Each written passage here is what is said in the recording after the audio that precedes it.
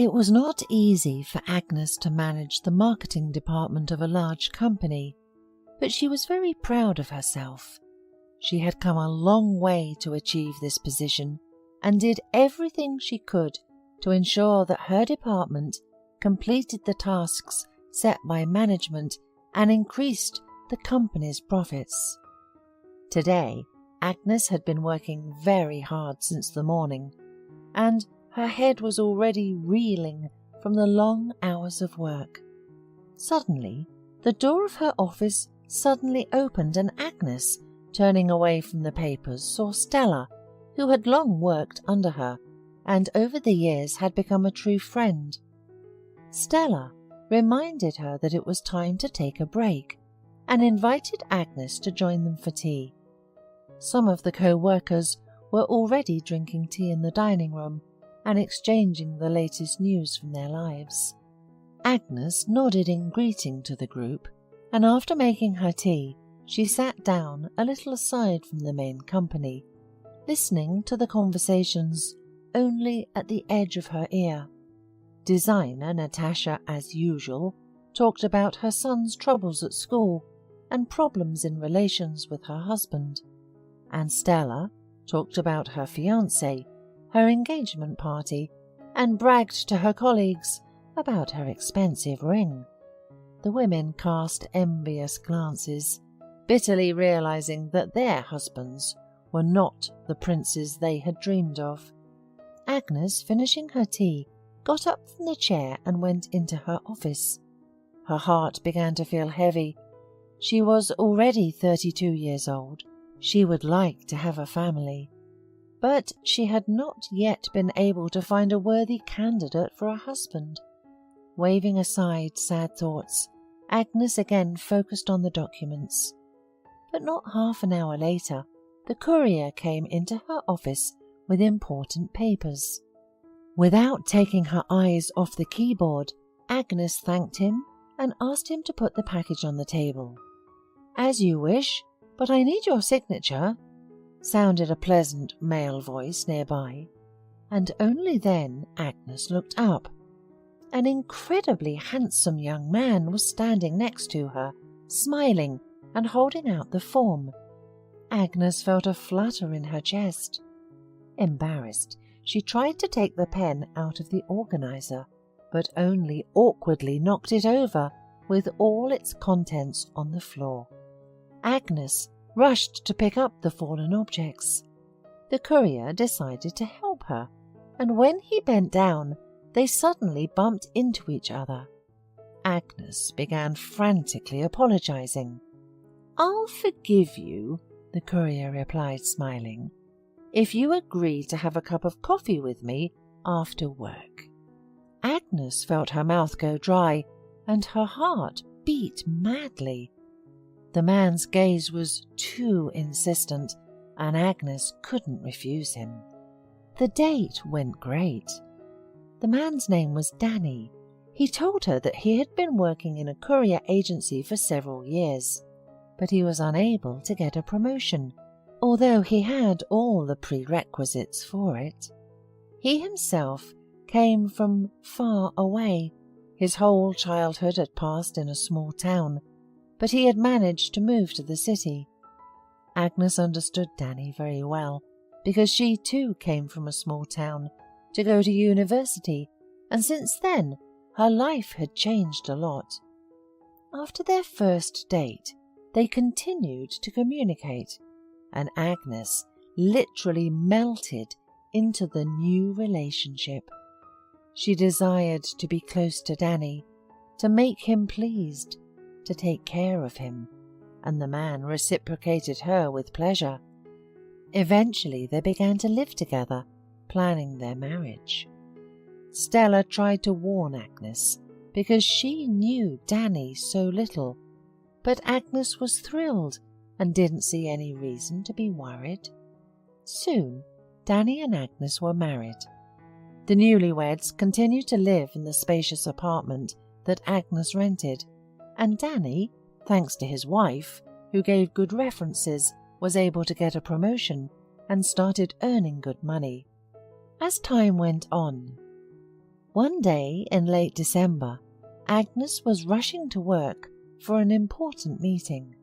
It was freezing outside, and she slipped awkwardly on the stairs outside the subway, rolled down the stairs, and banged her head on the stone floor. Agnes spent several months in the hospital, but despite treatment, she felt worse every day. Severe headaches, loss of consciousness, limb numbness.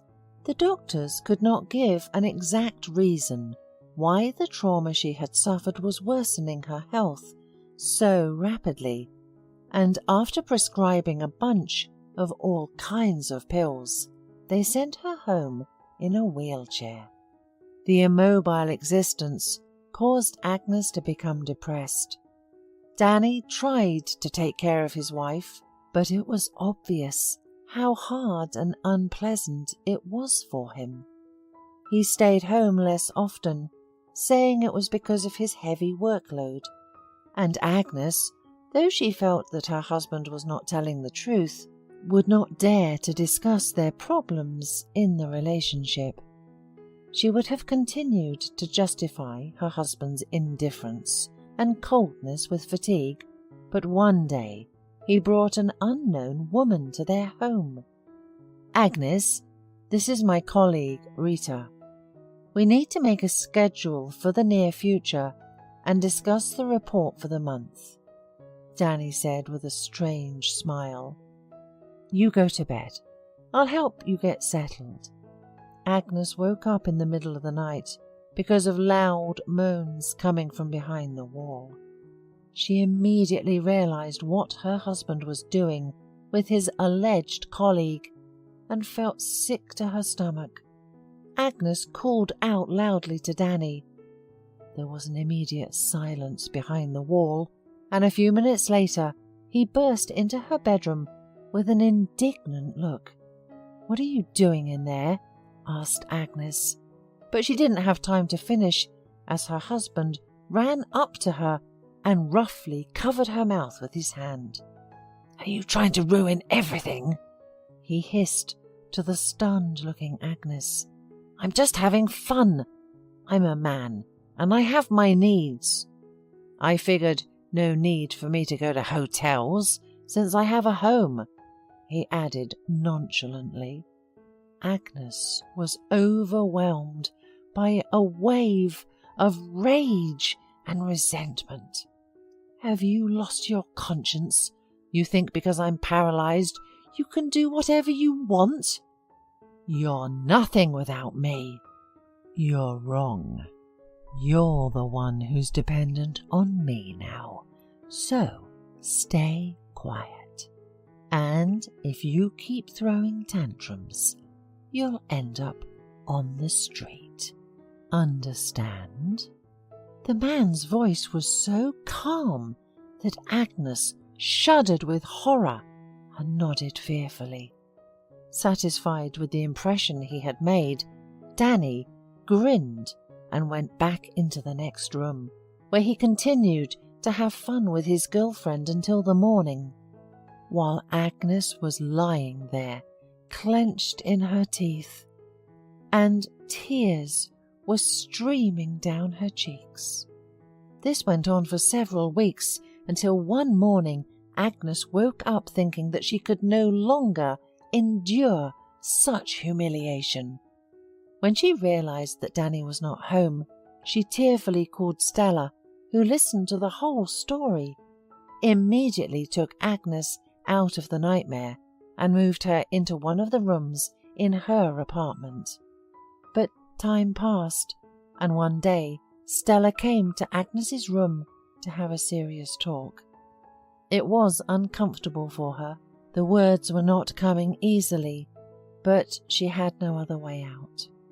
"Agnes, please forgive me, but we need to do something about your place of residence." "No, I really want to help, but I'm pregnant. Do you understand? And it's getting harder every day to take care of you. My husband and I discussed and decided to rent you a place to live and hire a nurse." Agnes understood. her friend had a right to her own life and didn't have to waste her energy on her. You don't have to, Stella. I'm delighted for you, really, but you can take better care of yourself and your baby, and I'll take care of my own problems. Agnes smiled sadly.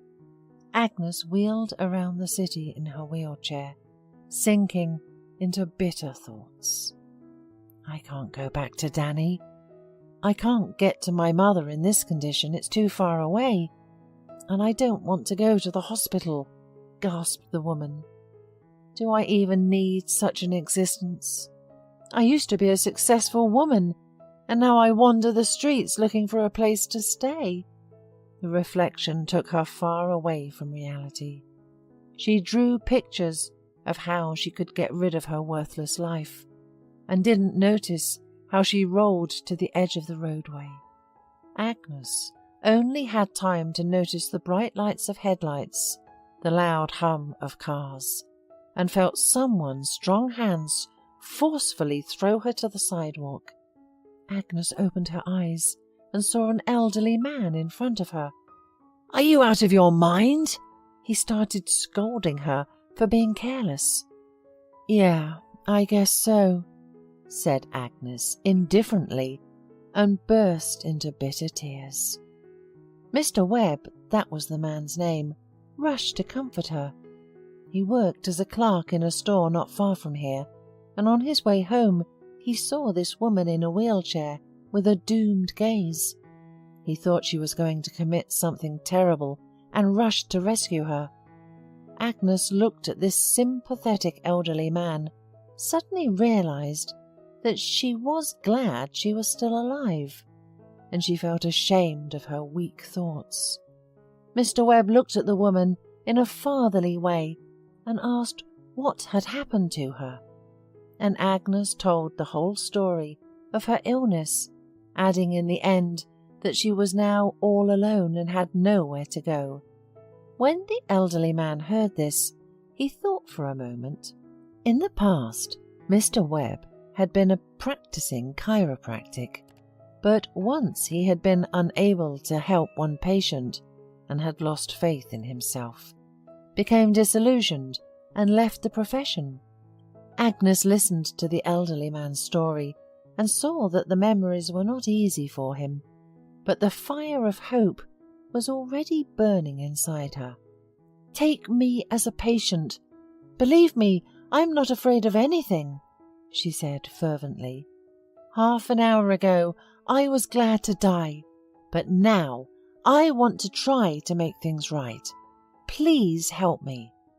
Mr. Webb looked intently at Agnes. You know, you remind me of my daughter. She and my wife died 15 years ago, he added, and a deep sorrow reverberated on his face. I will help you, and until I recover you, you will stay with me. Mr. Webb turned out to be a professional in his field, and though with difficulty, he managed to get Agnes back on her feet. After this, she returned to the company, was reinstated, and everyone welcomed her with great joy. As a sign of gratitude, Agnes helped Mr. Webb to return to his profession, actively promoting the courses he created, as many people needed the invaluable knowledge of an experienced chiropractor. Agnes and Mr. Webb developed a warm, almost family-like father-daughter relationship. She divorced Danny quickly, and he did not object, for he had no real feelings for her, and married her only because of her position and money. One evening, Mr. Webb invited Agnes as a guest to dinner with his students. One of them kept his eyes on Agnes the entire evening. The girl thought he looked vaguely familiar, but she could not remember where she had seen him before. The student's name was Larry.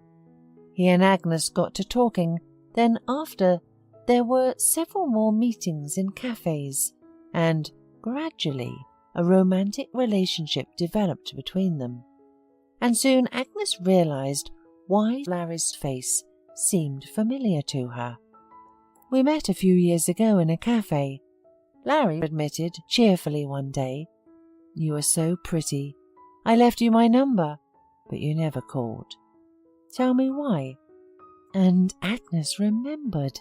She had dropped her phone in a puddle, and the data could not be recovered. Hearing that, Larry sighed with relief, for he thought then that he hadn't made an impression on Agnes. "Yeah, if I hadn't dropped the phone then, maybe life would have turned out differently." Agnes sighed. Unpleasant memories came to mind, but Agnes chased them away. "But we can't escape fate. I felt that you are my one and only," playfully smiled the woman. "I know it for sure, and I'll prove it to you," ardently exclaimed Larry. The lovers were happy and serene because all the bad things were in the past, and there was a bright future ahead of them.